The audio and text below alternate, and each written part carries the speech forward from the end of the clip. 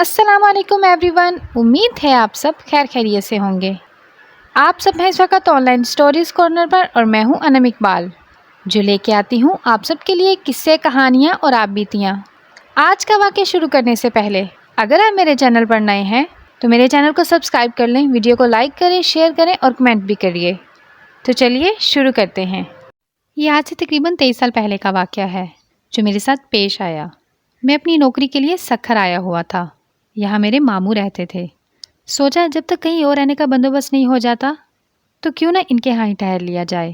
ماموں جان کے گھر میں کئی سالوں کے بعد آیا تھا۔ بچپن میں کبھی اماں جان کے ساتھ آیا کرتا تھا۔ ماموں جان کے ہاں کوئی اولاد نہ تھی، لہٰذا وہ 2 منزلہ مکان میں اکیلے رہتے تھے۔ ابھی مجھے وہاں گئے کچھ دن ہی گزرے ہوں گے۔ نئی نئی نوکری تھی تو میں اسی میں الجھا ہوا تھا۔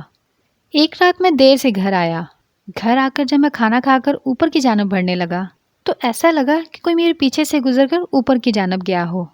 میرا کمرہ سیڑھیوں کے سامنے تھا اور اس کے ساتھ ہی ایک ایسا کمرہ تھا جو ہمیشہ بند رہتا تھا۔ ماموں جان نے مجھے پہلے دن ہی وہاں جانے سے منع کیا تھا۔ کام میں مصروفیت ہی اس قدر تھی کہ کبھی ان سے تفصیلی بات ہی نہ ہو سکی کہ آخر انہوں نے ایسا منع کیوں کیا تھا، آخر اس کمرے میں ایسا کیا تھا۔ مگر اس وقت کون اوپر گیا ہوگا؟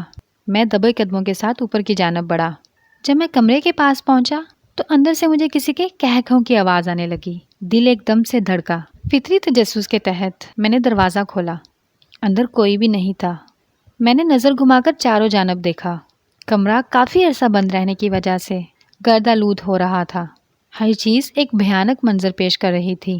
آوازوں کو اپنا وہم جان کر میں واپس مڑنے ہی لگا تھا کہ میری ممانی نے مجھے پیچھے سے پکارا۔ میں نے چونک کر دیکھا۔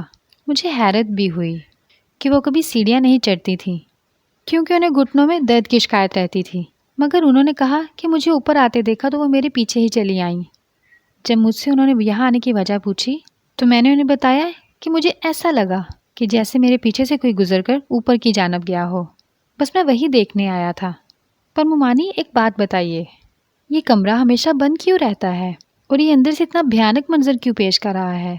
ممانی نے جواب دیا، یہ ہمارا مسکن ہے، ہم یہاں سالوں سے رہ رہے ہیں اور ہمیں پسند نہیں کہ کوئی ہمیں اس طرح پریشان کرے۔ ممانی کی ان باتوں سے میں شش و پنج میں مبتلا ہو گیا کہ آخر وہ ایسی بہکی باتیں کیوں کر رہی ہیں۔ خیر میں سیڑھیاں اترنے لگا۔ ابھی 2-4 سیڑھیاں ہی نیچے اترا ہوں گا کہ مجھے پیچھے سے پھر کسی کے ہنسنے کی آواز آئی۔ میرا دل خوف سے بند ہونے لگا۔ میں نے ڈرتے ڈرتے اپنی گردن گھمائی اور یہ دیکھ کر میرے ہوش اڑ گئے کہ پیچھے ممانی کی بجائے ایک جھلسے چہرے والی لڑکی کھڑی ہوئی تھی۔ اس کی آنکھیں سرخ تھیں اور اس کے جسم کا ماس پگھلتے ہوئے نیچے گر رہا تھا۔ خوف کے مارے دماغ کی ساری رگیں بند ہو گئیں۔ میں سیڑھیوں سے نیچے گر پڑا۔ وہ آہستہ آہستہ میرے پاس آ رہی تھی۔ میری آواز حلق میں ہی رہ گئی تھی۔ اپنے مضبوط ہاتھوں کے ساتھ اس نے مجھے ٹانگوں سے پکڑا اور کھینچنا شروع کر دیا۔ وہ مجھے اسی بند کمرے کی جانب لے کے جا رہی تھی کہ اچانک میں زوردار آواز میں چیخا۔ میری آواز سن کر ماموں اور ممانی بھاگ کر واپس آئے۔ میری حالت بہت غیر ہو چکی تھی۔ میں نیم بے ہوشی میں تھا، مگر مجھے وہ لڑکی ابھی تک اپنے سامنے محسوس ہو رہی تھی۔ ماموں شاید سمجھ چکے تھے کہ مجھے کیا ہوا ہے۔ انہوں نے مجھ پر دم کیا اور اپنے کمرے میں لے گئے۔ پھر اچانک گھر کے کھڑکیاں دروازے زور زور سے بجنا شروع ہو گئے۔ اب میرے ساتھ ساتھ ماموں اور ممانی بھی گھبرا گئے۔ لرزتے قدموں کے ساتھ ماموں صحن کی جانب بڑھے۔ وہاں پہنچتے ہی وہ بلند آواز میں کہنے لگے، ہم معذرت چاہتے ہیں، یہ بچہ ابھی نادان ہے، اسے ایک بار معاف کر دیا جائے، دوبارہ کبھی ایسی غلطی نہیں ہوگی اور کوئی بھی اس کمرے کی جانب نہیں بڑھے گا، آپ پرسکون رہیں۔ ماموں جان کی یہ کلمات سن کر ہر چیز اپنی اصلی حالت میں واپس آنے لگی۔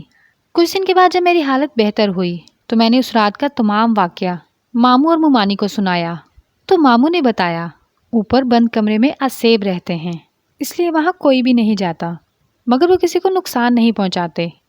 تم نے شاید دروازہ کھولا ہوگا، اس لیے تمہارے ساتھ ایسا ہوا، آئندہ خیال رکھنا۔